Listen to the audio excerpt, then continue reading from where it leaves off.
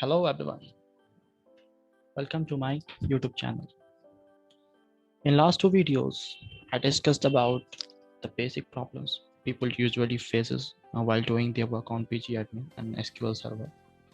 Now, here I came up with another video regarding which notebook you should work on, because any person, suppose let's say any person is started working on any notebook and continuously doing his work on the same platform, and after some time he realizes, no, I think I should switch the platform and try something fast and reliable, try something different that has more extensions, that has more resources, which has more developers.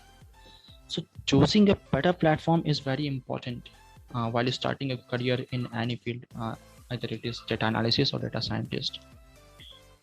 So here we are going to talk about Jupyter Notebook and Google Collaborative.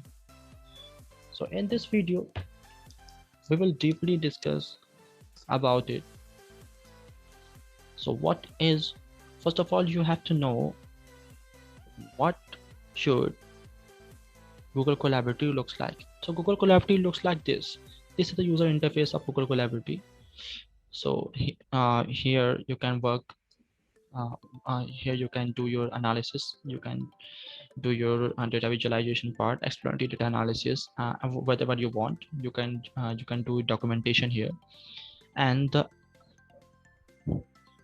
this is your Jupyter Notebook.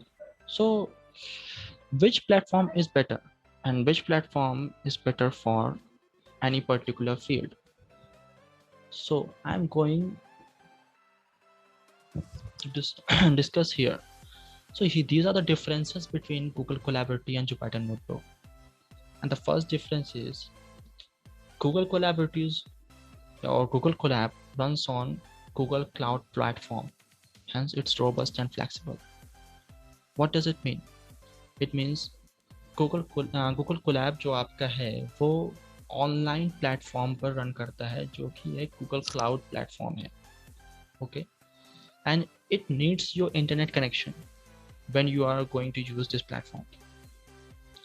That's why it is robust and flexible, and because there are so many developers are doing work on this Google Collaborative.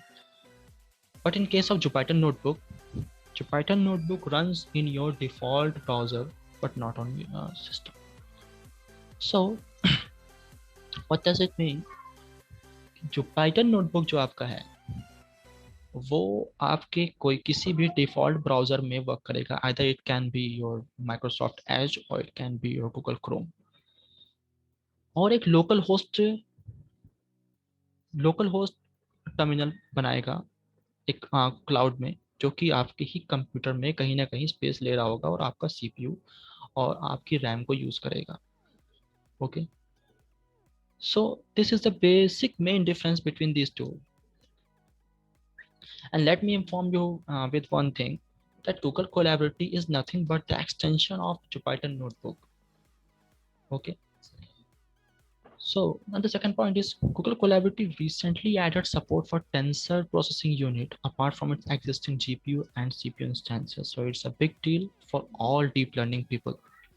So what does it mean? It means deep learning is a major subset of machine learning, and a lot of companies and a lot of organizations are moving towards deep learning and having projects in deep learning, and started working on deep learning projects. So it is a very big step that has been taken from Google Collaborative or Google Colab team. They have introduced these things in their Colab notebook. So जो भी बंदे deep learning की तरफ move करना चाह रहे हैं या फिर मूव कर रहे हैं, या फिर जिनका आगे करियर है data scientist, as a data scientist वो अपने आप को देखना चाहते हैं, तो उनको चाहिए कि वो अपने प्लेटफॉर्म को बहुत ही वाइजली और सेलेक्टिवली चूज करें.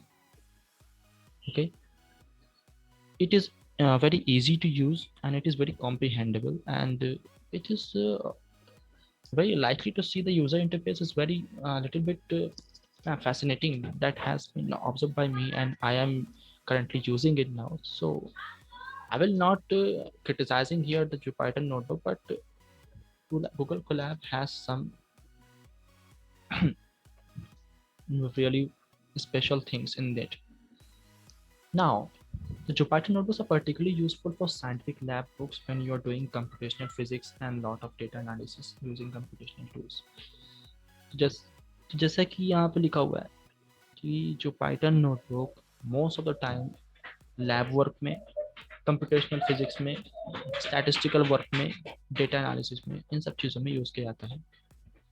मगर अगर आप डीप लर्निंग की तरफ सोच रहे हैं तो you have to switch your platform. And the third point, it seems interesting, you can use your Google Drive as an interactive file system with Google Colab. What does it mean?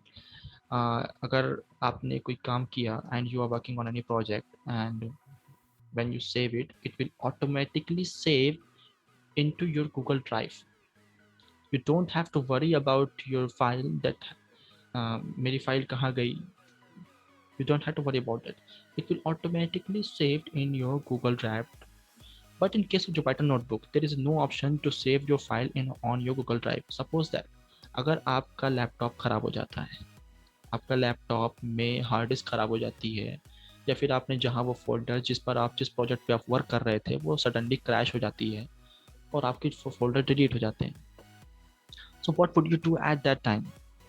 You don't have any option. आपको दोबारा शुरू करना पड़ेगा उस project को. दोबारा जो work आपने किया वो दोबारा से फिर से आपको स्टार्ट करना पड़ेगा जीरो से. So it is a very big problem that most of the people are facing in these days. So Google Colab has came up with this magnificent solving. So आपको इस बात पे थोड़ा गौर करना चाहिए कि आप किस प्लेटफॉर्म पर वर्क करना चाहते हैं.